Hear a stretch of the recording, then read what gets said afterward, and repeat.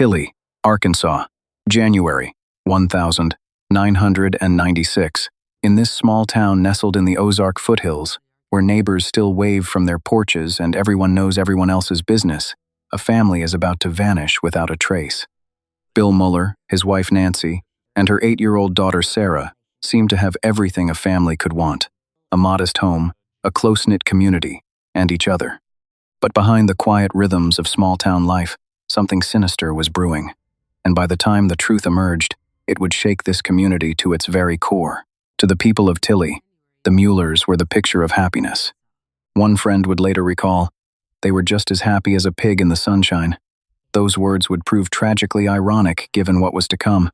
The following account is based on official police records, court documents, and testimony that would eventually bring 2 killers to justice, though not before an investigation that would span multiple states and take years to unravel. To understand what happened to Bill, Nancy, and Sarah Mueller, we need to go back to the life they had built together in this tight-knit Arkansas community. Bill Mueller was an electrician by trade, and that's how he met Nancy. She worked alongside him, a single mother raising her daughter Sarah on her own. When Bill came into their lives, everything changed. Bill and Nancy's relationship appeared to be everything a marriage should be. To those who knew them, it was nothing short of ideal. Bill and Nancy Mueller were in a loving relationship. Bill had a passion for firearms, not an unusual hobby in rural Arkansas, and he'd built a modest business buying, selling, and trading guns at the weekend gun shows that dotted the region. Nancy and Sarah would accompany him every weekend, turning business trips into family outings. Sarah, a bright and energetic girl with a love of horses, would help out at the booth while her mother visited with other vendors' wives. But the world of gun shows in the mid-1990s was a complicated one. Beyond the legitimate dealers and collectors, these gatherings attracted people from what one investigator would later describe as the farthest, darkest corners of the state. Among the handguns and rifles, you could find books on violence, mock military equipment, and individuals whose ideologies existed far outside the mainstream. It was in this world that the Mueller family's path would cross with the people who would ultimately destroy them. The first crack in the Muellers' peaceful existence appeared in 1995, when their home was burglarized while the family was away at a gun show. A number of firearms, cash, coins, and other valuables were stolen. The case went unsolved, filed away as just another property crime in a rural county. No one realized at the time that this burglary was the opening act in a tragedy that would claim 3 lives. It's mid-January 1996, and the winter chill has settled over Pope County. Pope County investigators are getting ready to head home for the night when they receive an unexpected visitor. Erlene Peterson, Nancy Mueller's mother, has come to the local sheriff's office with a worried look on her face. Erlene told law enforcement that she hadn't heard from her daughter Nancy, her husband Bill, or her granddaughter Sarah in 2 weeks. For this family, that kind of silence was unheard of. Nancy called her mother regularly, sharing the small details of daily life that mothers and daughters exchange. 2 weeks of nothing was alarming. The sheriff responded promptly, driving out to the Mueller home to conduct a welfare check. What he found, or rather what he didn't find, only deepened the mystery. There was no sign of foul play at the residence, nothing out of the ordinary, no indication of a struggle. The house simply looked empty. Neighbors hadn't seen the family in weeks. Nobody had any idea where they might have gone. One friend recalled the last time she had spoken with Nancy. "The last time I saw and spoke to Nancy was January 5th, she told investigators. She said that they were planning on going to the Springdale, Arkansas gun show. It was a perfectly normal conversation about perfectly normal plans. Bill and Nancy and Sarah would go to gun shows every weekend. Bill would sell and trade and buy guns. There was nothing unusual about it. Police initially couldn't rule out that the Muellers had simply extended their trip without telling anyone. Perhaps they'd decided to visit another show, or maybe they'd taken a spontaneous vacation. But friends and family weren't buying it. In Tilly, people cared for each other. They looked out for one another. And the idea that Nancy Mueller would go 2 weeks without calling her mother was simply inconceivable. Everybody was very concerned because the family was nowhere to be found, one community member remembered. The tension in town was palpable. Then, 1 month after the Muellers' disappearance, police finally uncovered a vital clue. A local landowner, walking his property, stumbled across something hidden in the woods about 45 minutes from the Mueller residence. It was Bill Mueller's Jeep.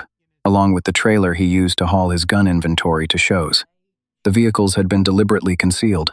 Brush, sticks, and branches had been piled on top of them in a crude attempt to hide them from view. When investigators arrived, they made a troubling discovery. The trailer that Bill used to store his valuable inventory had been completely emptied. Not a single firearm remained. Even more disturbing was what they found inside the Jeep itself. Nancy Mueller's purse was sitting on the seat, containing her wallet, her cigarettes, and all her personal belongings. It was the kind of thing a woman simply doesn't leave behind unless something has gone terribly wrong. "I wouldn't go off and leave my purse," one friend observed. "I don't know many women who would, unless they were forced to." With new evidence pointing clearly toward foul play, the sheriff's department elevated the case to an official missing persons investigation. Deputies began questioning everyone in the community, trying to piece together the family's final days.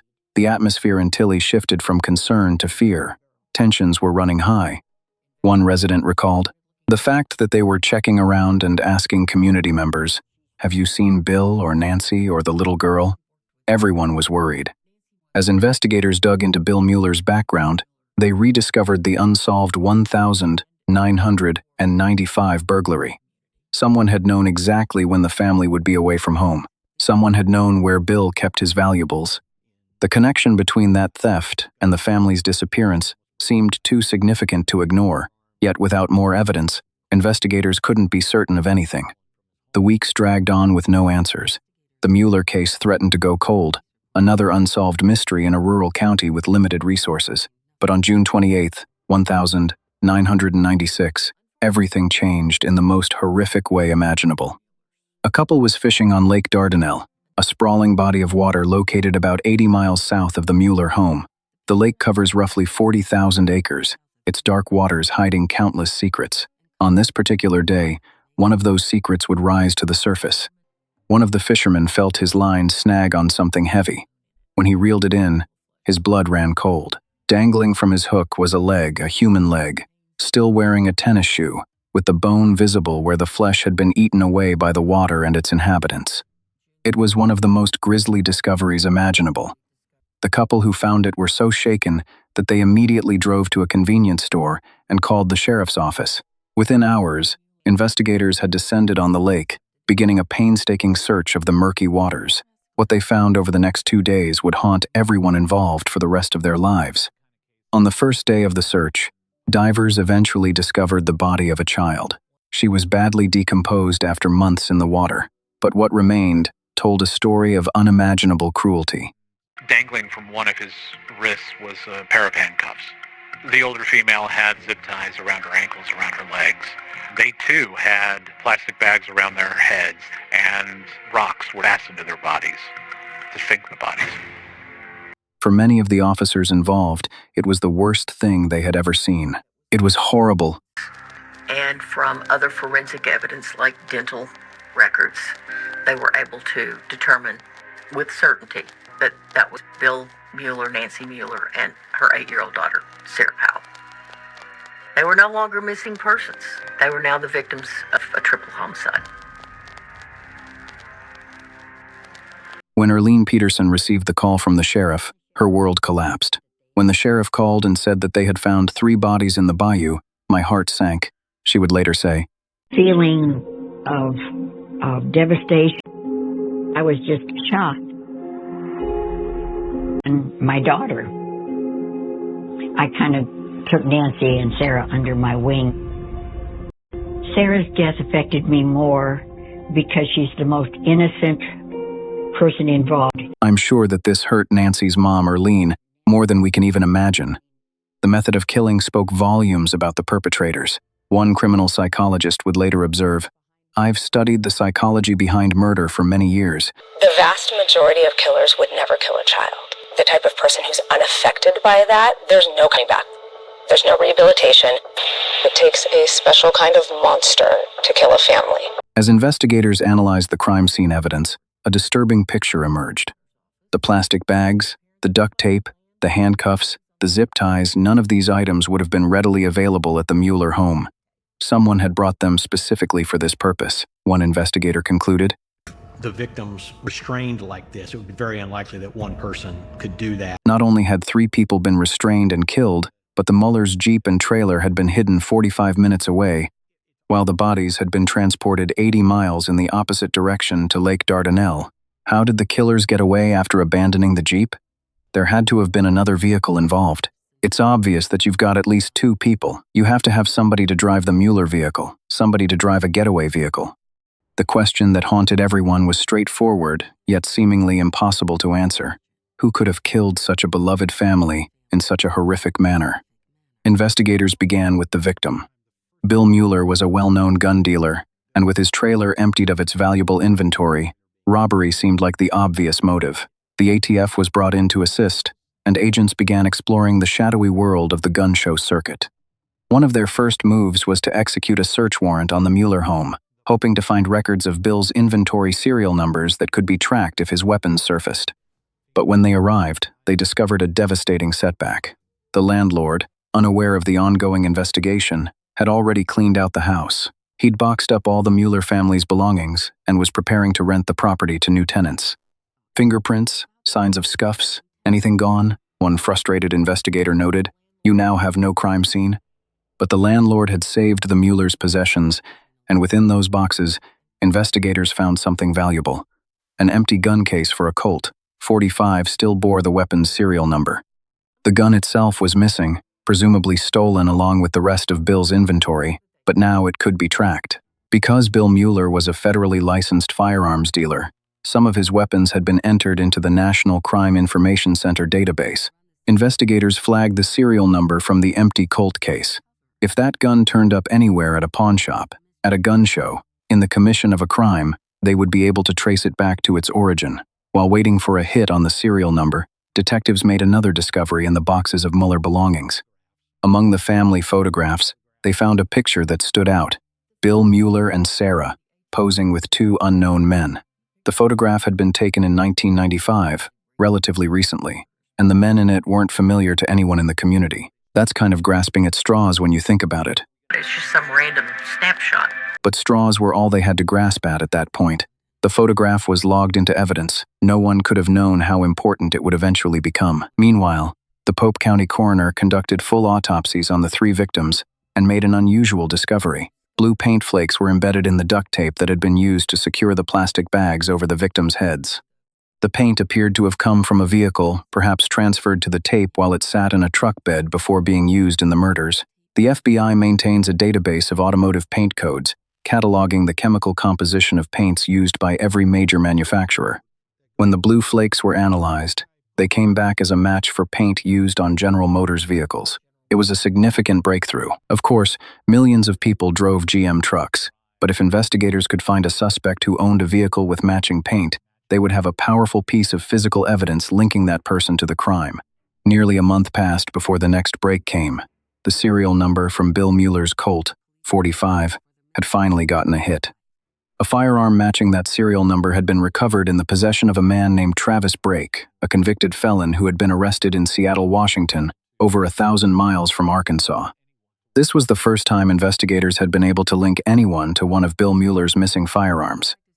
ATF agents flew to Washington State to interview Travis Brake in jail. Brake told them he had purchased the gun from someone at a gun show. When asked to describe the seller, Brake's answer was revealing. "They look like hillbillies," he said. By that, he goes on to say they just didn't dress or look like people in the Seattle area. Investigators showed Brake the photograph from the Muellers' belongings, the one showing Bill and Sarah with 2 unknown men. Without hesitation, Brake pointed to one of the figures. "Yeah, that's one of the men I bought the gun from." Now investigators had a face. The question was, whose face was it? Armed with the photograph, ATF agents returned to Arkansas and started knocking on doors. They showed the picture to everyone who had known the Muellers, hoping someone would recognize the 2 mystery men. Finally, someone did. A local resident identified one of the men as Kirby Kehoe, a man who lived near the Muellers in rural Arkansas. Investigators quickly discovered that the Kehoes and the Muellers had been more than casual acquaintances. The families were said to have socialized together. Gloria Kehoe, Kirby's wife, had visited with Nancy Mueller at gun shows. Most troubling of all, Sarah had been babysat by the Kehoe family. The Mullers had trusted these people with their child. When investigators ran a background check on Kirby Kehoe, what they found was alarming. Kirby had been on the FBI's radar for years. He was deeply embedded in the white supremacist movement, an extremist who had spent his life preaching and practicing anti-government, racist ideology. Kirby Kehoe is a man who has taught and who has lived the anti-government movement, racial movement, you name the movement, one investigator explained. He's lived it. He is an extremist, to say the least. Kirby had a criminal record and a reputation for violence. In the shadowy world of gun shows, he represented the darkest element, the place where legitimate firearms commerce intersected with dangerous fringe ideologies. But having Kirby's picture in a photograph with Bill Mueller wasn't enough to make an arrest. Investigators couldn't place him at the scene of the crime. They had a connection to a firearm, but they needed more. Rather than tip their hand, investigators decided to put Kirby Kehoe under surveillance. They watched his property, documented his movements, and waited for him to make a mistake. While Arkansas deputies kept eyes on Kirby, a stunning development unfolded 800 miles away in South Dakota. A state trooper on routine patrol noticed a blue Suburban with white supremacist bumper stickers. In the mid-1990s, in the aftermath of events like the Oklahoma City bombing, Waco, and Ruby Ridge, such symbols drew immediate attention from law enforcement. The trooper found a man sleeping inside the vehicle. When he knocked on the window and asked for identification, the driver identified himself as Sean Haynes. Asked if he had any firearms, Haynes admitted to having 2 weapons, including a Bushmaster AR-15 style rifle. The trooper ran the serial number. It came back as stolen from Bill Mueller's collection. Officers arrested Sean Haynes on the spot and immediately notified the ATF. Given that Haynes was driving a blue GM Suburban, investigators were hopeful that paint samples from his vehicle might match the flakes found on the victims, but when the paint was tested, it came back negative. This wasn't the murder vehicle. Still, federal agents flew to South Dakota to interview Haynes. They needed to know how Bill Mueller's rifle had ended up in this neo-Nazi's possession. Haynes told them he'd been staying at a place called the Shadow Motel in Washington State. While there, he'd traded rifles with another man, a man named Kehoe. The Kehoe name was already familiar to investigators, but this time, it wasn't Kirby. The man Sean Haynes described was Chevy Kehoe, Kirby's 24-year-old son. A background check on Chevy Kehoe revealed a terrifying picture. Like his father, Chevy had been involved in the white supremacy movement since birth. He was known among law enforcement as one of the most violent, short-fused racist skinheads in the movement. His criminal history included connections to extortion, burglary, gun trafficking, and numerous other offenses. The Kehoe family was basically a crime syndicate. Friends of the family confirmed that Chevy was Kirby's favorite son, the child who had most fully embraced his father's ideology and lifestyle. You are raising children in an environment that requires hate. It requires a rejection of people who aren't like you. Children who are growing up in an environment like a white supremacy environment, they're rewarded for hate. You have to keep aggression and violence and fear in the household at all times. So children who are growing up in an environment like a white supremacy environment, they're rewarded for hate, they're rewarded for aggression. Hate has 2 elements to it. It's anger and fear. And when you are angry, but you're also afraid, that makes you very dangerous. An all-points bulletin was issued for Chevy Kehoe, but tracking him down would prove extraordinarily difficult. He lived an itinerant lifestyle, bouncing from place to place, avoiding permanent addresses, driver's licenses, and license plates. When you're involved in crime, you don't want to be found. Kirby taught his sons how to plan. They were taught how to commit crime. They were taught what to do, what to say, how to hide. They were steps above law enforcement. While the search for Chevy Kehoe continued, investigators in Arkansas maintained their surveillance on his father, Kirby. Then, 700 miles away in Ohio, events took a dramatic turn. A state trooper spotted a blue Suburban driving erratically below the speed limit, drifting between lanes. When he pulled the vehicle over, he found 2 men inside, both wearing military-style clothing. In the back of the Suburban sat multiple firearms. Concerned, the trooper asked the driver to step out and accompany him to the patrol car so he could run their information. That's when everything went wrong. The driver began shouting and advancing aggressively toward the trooper. "I don't want to be violated," he yelled. Before the officer could react, the man broke away and ran back toward the Suburban. What happened next was captured on the trooper's dash cam. The passenger jumped out of the vehicle and opened fire on the two law enforcement officers. Gunshots echoed across the highway as officers returned fire. In the chaos, both suspects escaped, the driver fleeing in the Suburban, the passenger disappearing into the surrounding forest. A short time later, city police spotted the Suburban parked in an industrial area. The confrontation that followed saw 32 rounds exchanged between the officer and the driver. Somehow, the driver managed to roll under the vehicle and escape once again. Law enforcement had the shootout on video, and they quickly distributed the footage to media outlets, hoping someone would identify the suspects. A journalist in Spokane, Washington, who had previously produced a documentary on white supremacist movements, recognized the driver immediately. It was Chevy Kehoe. When officers searched the abandoned Suburban, they found a disturbing arsenal: firearms, ammunition, handcuffs, raid gear, and law enforcement clothing. These were people prepared for violent confrontation. Investigators collected paint samples from the vehicle, hoping to finally match the blue flakes found on the Muller victims. But once again, the test came back negative. This still wasn't the murder vehicle. The search for the Kehoe brothers intensified. In March of 1997, the FBI and ATF pooled their resources and announced a $60,000 reward for information leading to their capture. Then came the biggest break of the entire case. Chevy's brother, Shane Kehoe, turned himself in at a police station in Colville, Washington. He was facing attempted murder charges for the Ohio shootout, but he had information, and he was ready to talk. Shane Kehoe was afraid of his brother. He had become increasingly concerned about Chevy's escalating violence. After the Ohio shootout, Shane had slipped away in the middle of the night, stealing Chevy's pickup truck to make his escape. During his interviews with investigators, Shane revealed a devastating piece of information. Chevy had told him that he was involved in the murder of the Muller family, along with another, unnamed male accomplice. The stolen pickup truck that Shane had fled in was now in police possession. Investigators examined it closely and made a critical discovery. The truck had been repainted, but underneath the new coat was the original color, blue.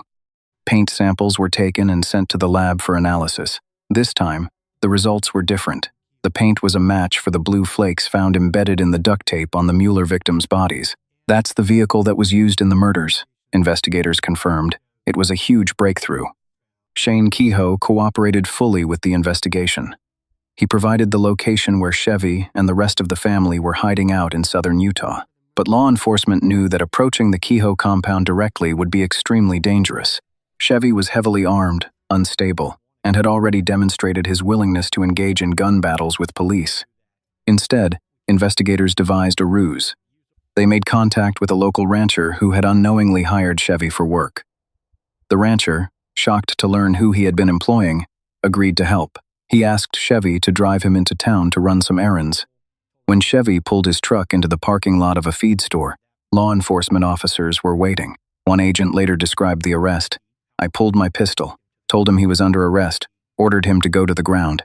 He had that deer in the headlights look, so I moved forward, kicked his feet out from under him, kicked him to the ground. We immediately pinned his arms behind his back, handcuffed him, and it was over." Chevy Kehoe refused to speak to investigators after his arrest, immediately requesting an attorney. But there was still one piece of the puzzle missing. Shane hadn't known the identity of the second man involved in the Mueller murders. Chevy certainly wasn't going to tell them. That gap would be filled by an unexpected source. In March of 1998, more than 2 years after the Mueller murders, someone else came forward with crucial information. Her name was Gloria Kehoe, Chevy's own mother. Gloria revealed that approximately a month after the murders, Chevy had contacted her and confessed everything. He told her the details of what he had done to the Muller family. In her son's own chilling words, he had put the Mullers on a liquid diet in the water. But Gloria's revelations went far beyond the murders themselves. She helped investigators understand how this tragedy had begun and why. According to Gloria, Chevy had been involved in the 1995 burglary of the Muller home, along with his father, Kirby. The theft that had seemed like a random property crime was actually the first act of a targeted assault on the family. Bill Mueller, putting things together, confronted Kirby Kehoe on the first robbery. And Gloria says that during this confrontation, Bill was extremely disrespectful to Kirby. Chevy thought that disrespect caused the green light to go rob and kill the Muellers. Gloria explained that Chevy viewed his father's humiliation as a green light permission to rob and kill the Muellers. Why her son wanted to kill the Muellers, it wasn't just because Bill Mueller offended him and offended his father. It's because he discovered that Bill Mueller was in possession of a lot of expensive firearms and gear and ammunition. Then Gloria provided the name investigators had been desperately seeking: Daniel Lewis Lee. Danny Lee was Chevy's associate in the white supremacy movement. Together, they had planned and executed the Mueller family's destruction. When investigators tracked down Danny Lee, they found him at his mother's home in Yukon, Oklahoma. He was arrested without incident. Gloria Kehoe's account of what happened on the 11th of January 1996 painted a picture of cold, calculated brutality. Chevy and Danny knew the Mueller family's habits. They knew that Bill, Nancy, and Sarah would be away at a gun show during the day. Under cover of darkness, the two men entered the Mueller home and waited. They had come prepared with law enforcement raid gear uniforms, hats, and equipment designed to make them look like police officers. When the family returned home, Chevy and Danny ambushed them immediately. Bill fought back, but he was incapacitated when one of the attackers struck him with the butt of a weapon. Once the family was subdued, the killers ransacked the house.